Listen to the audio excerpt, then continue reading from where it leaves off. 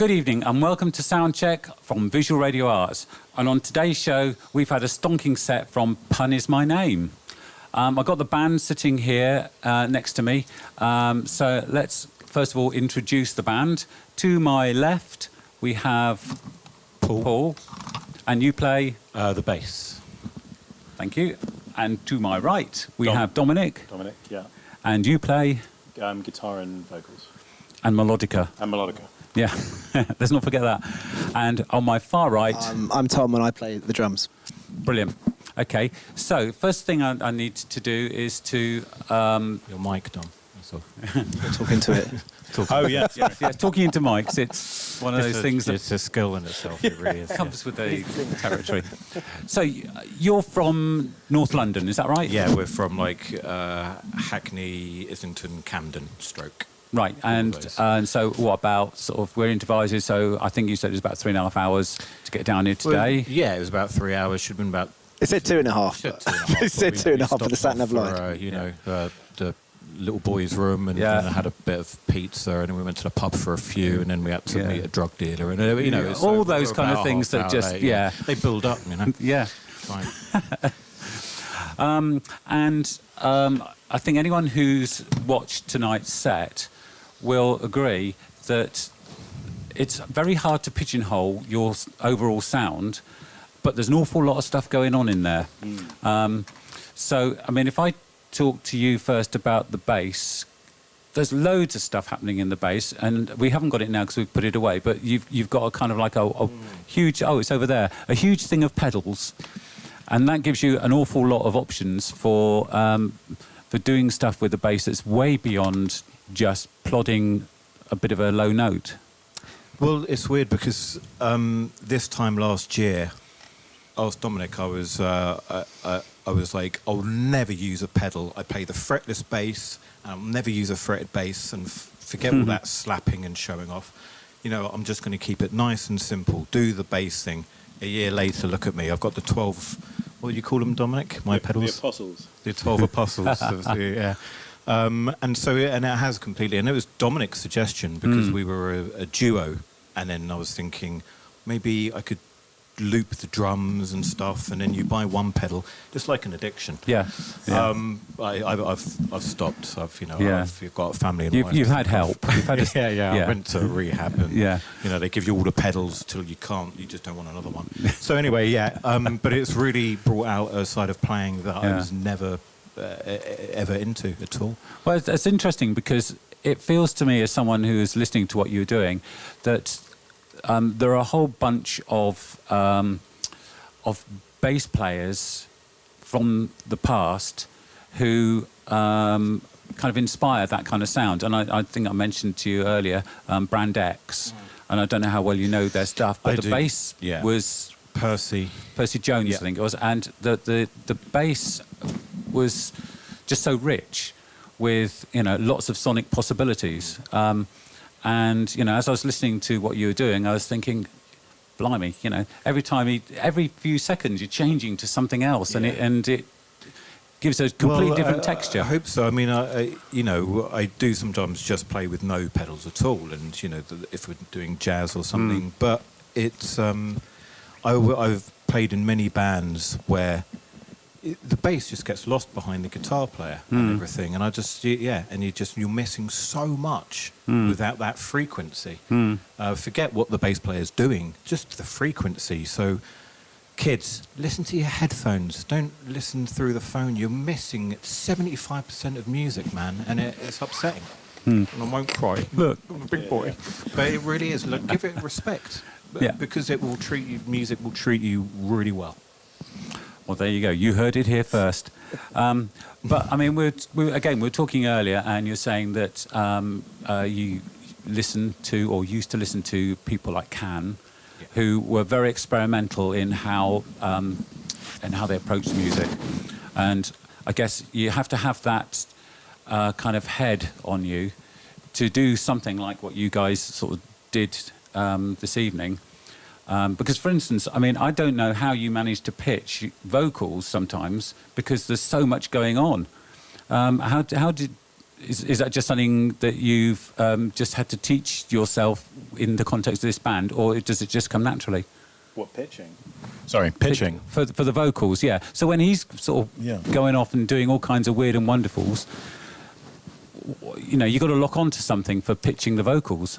Yeah, I suppose in the context, it depends which context we're talking about, but generally, I mean, there's the sort of lingering aftertaste of the tonality in the head anyway when you're playing, which you can latch onto. And when Paul's playing outside the box, you know, there'll be other notes in there that I can latch onto. I'm playing as well, of course. Yeah.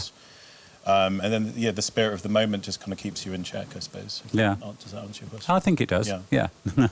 Also, he's got a very good way of just shutting me down, shutting me out of his consciousness. Yeah. You know, That's because we're also friends too. Yeah.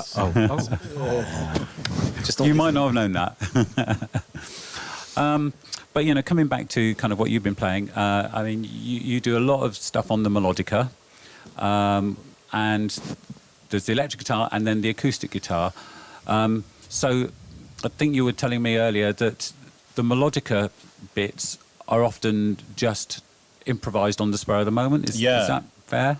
Yeah, I would say, and a large part of that, Paul brought that kind of, what would you call it? Element, that musical kind of inflection, that notion into it. So there's there's a large amount of improvisation, and with the Melodica, and it's, I mean, point of vague interest. I mean, I'll be brief, because I've got nails and I use them for the guitar. It's a bit of a negotiation between it's really boring, but how long you want your nails, and how much they interfere with the Melodica. Oh right, yeah. So you found a landing zone for that. Well, my hand's kind of numb at the moment because I've got a pinched nerve. Anyway, there you go. Yeah. You found somewhere that can work. Yeah. So going over to sort of like the drums, it feels to me that at times where you take this is into a sort of slightly like a light dubby area. I suppose I'm trying to think of a good example, but there are some bits where I can just hear that kind of like dubby snare kind of keeping, just adding a different flavour to what's going on. Well, I've got, because I do like my snares. I tend to tune quite high. Yeah. You know, I've got about 15 at home, but I think from a tonal and sonically, what we do in the band here is, because obviously these guys have been friends a long time, and I sort of got with them this year. Well, and they just put up with you. Yeah, basically.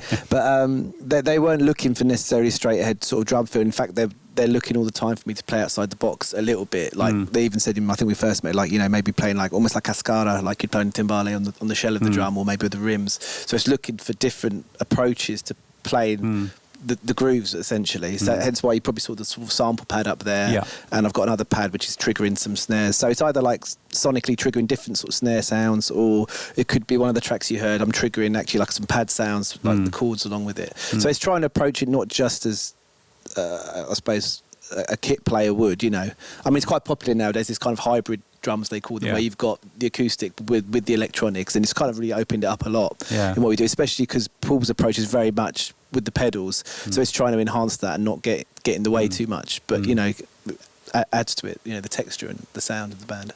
Well, one of the things that I really liked about tonight's set was that there were moments where it was kind of lots of, let's call it sonics, stuff going on, and then quite happily moves into a very melodic sort of area for, half a song of some sort. I mean, there was something that sounded sort of tango-like. Yes. And there was some moments where it felt like there was a joke sitting behind sort of some of the songs as well, here and there. There was humour. Certainly. Yeah. That comes through. Yeah. You've got to use the mic. Using the microphone is, musicians, eh? I think like what you're saying is because, you mentioned tango, and the last piece we played definitely has a sort of batucada type, like Surdu type feel to it. So we're not opposed to stylistic. I don't think we go out and say we're going to play this style or that style. It's just the way the songs form, And even there was a part of one song that you did in French, I think. You can do it all. So it's, very cosmopolitan, very. Well, that's to say, I know that the term world music, but if people say, what is your music? Because you say, our pigeon has no hole. I don't know what that means. But I'm using it. Wait, what are you using it? Because it is frustrating because people go, "What are you? You're a bit jazzy, or you're a bit," and you go, "I don't know what we are." And then so you use the term music from around the world, rhythms picking up, I think it's not like you used to be at school and like, oh, you listen to grunge music. I think people have tastes which aren't just like the rock thing. We do listen to Latin or jazz or hip hop or wherever it is. So, and we all three of us listen to very diverse styles, and I think people generally do that nowadays. So it's not out the question to play something with a Latin flavour or with a more hip hop kind of type feel to it. I think nowadays, I think people are so exposed to music, especially now with the internet and all the social media stuff that goes on. It's all out there for people to see. So much, when we were kids, it was like you beg, borrowing, and stealing mixtapes and stuff from people, weren't you? Nowadays, it's just there. So. Yeah. So let's have a quick sort of reverse into history on stuff that you've all been doing before. We were talking earlier and you said that you were in a couple of bands way back. I think it was Zounds and Astronauts. Yeah, and the band of Holy Joy and the People's Friend and Tenpole Tudor, and did the Irish circuit with my dad. So I've been all... I've been in lots of many sliding bands, but I was kind of bored of you know your parts, and that's it. And there was no challenge going on anymore. And it was mainly the whole thing is mainly Dominic's concept. And he asked me the first time he asked me, I was too busy. But this time, and my playing has developed because of Dominic, really. And we met. Here's a nice story. Won't go on too long, don't worry. But we met. We started Pun a year ago, almost to this day, and that was exactly 25 years to the week we became acquaintances. Finally got there. But so 25 years we've known each other, and it was like we're very close friends, and we just thought, our turn. So and my playing has developed thanks to my acquaintance over there. And what's your kind of history, musical history? I suppose more of a I suppose microphone. Sorry. Briefly, I grew up with a lot of. My parents would play a lot of Simon and Garfunkel, Paul Simon, Bob Dylan, Pink Floyd, Leonard Cohen, and all sorts of things. So I grew up with that. That would certainly that had a huge influence on me, and that's why I'm a musician today. And then I found a CD of choral music, kind of choral greatest hits that my mum owned, and Choral's greatest hits. Choral's greatest hits. It had what did it have? Hector Berti. It had Shepherd's Farewell. It had Dies Irae from Mozart's Requiem. It had Bit of Zadok. No, Zadok the priest. No. I think that would have blown my. I think I would have given up if I'd heard that. Can you imagine hearing that? That's heavy, though. Okay, well, you've heard it. Anyway, so. Yeah, and then I wanted to study. I studied classical music and choral composition and arrangement, I suppose, essentially, and carried on with that, and then ended up working in documentary and film, and just been going. And like Paul, I think there was just that real need to start to create something that was from you and from the environment that you've been around for a long time. And that's kind of I suppose the thing about working with someone that you've known for a long time, and obviously it's great to be working with you too. But there was the fact that we have known each other for a long time, and had similar interests as well. So it's been a really And what about yourself over there on the drums? What's your background? Well, I started playing when I was about 13. My stepfather taught me. So he was a jazzer. He used to do a lot of stuff down Soho, like cabaret stuff. So I learned like that. And then, like most people, get in bands with your friends and stuff. And then I sort of studied, at uni and music, and then moved to London, really. So I did, lots of band sort of original stuff or functions, whether it was sort of jazz or whatever. And then most recently, I suppose, my best friend, he sort of moved off, but we used to do like a hip-hop night, like a residency once a month in Camden. So we used to meet lots of MCs and things like that, and sort of quite heavy involved in that. So that's kind of my background. So Yeah, yeah. Okay, so we need to draw this to a conclusion, but if people want to listen to your stuff at home, where do they go to get it? Or is there any? it's in the ether. In their minds. Well, look, I made this poster It's very Blue Peter. This is. when I was really bored and lonely. So look, this is what our logo looks like. Pun is look. Yeah. Oh, hello. But our name is punismyname.com. www.punismyname.com. Say it together. Punismyname.com. And then we've got a Facebook thing, which is just pun. And then Instagram, pun is my name. Voila. And the stuff that people can buy or just listen to. Is there an album is what I'm getting around to saying? There is on the website Kimono. You can buy that $5.99. But we're going to be going into the studio fairly soon just to do a whole new Yeah. thing. Do you think it'll be different to what you've done before, given, you know, the development that's happened over the last, 6 months or so?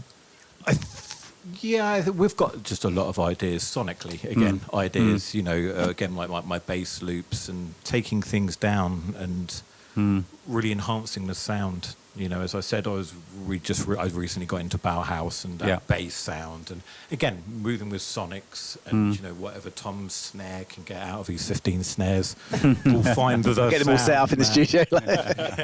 just there going cat no, kung no, count a. So so we'll be doing an album in the year. Yeah. And are the gigs sort of lined up? Well, it's very tough at the moment, but we do have a residency, which we're very lucky, in the middle of London, Kentish Town, in between Archway and Tufnell Park, Kentish Town area, Parliament Hill. There's a pub called The Star, and we play there every Friday once a month, and we play for about 2.5, sometimes 3 hours, and we can play. We do play anything. Like any, from It Must Be Love to Too Many Broken Hearts in the World to Massive Attack to, And so The Star, you will start advertising, and that's the best place to see us, where we get to just unleash. Okay. Thank you very much, everybody. Thank you, and thanks for the opportunity today. As I say, really enjoyed it. And thank you very much for watching and listening. And we'll be back in a few weeks with another great band for you to enjoy.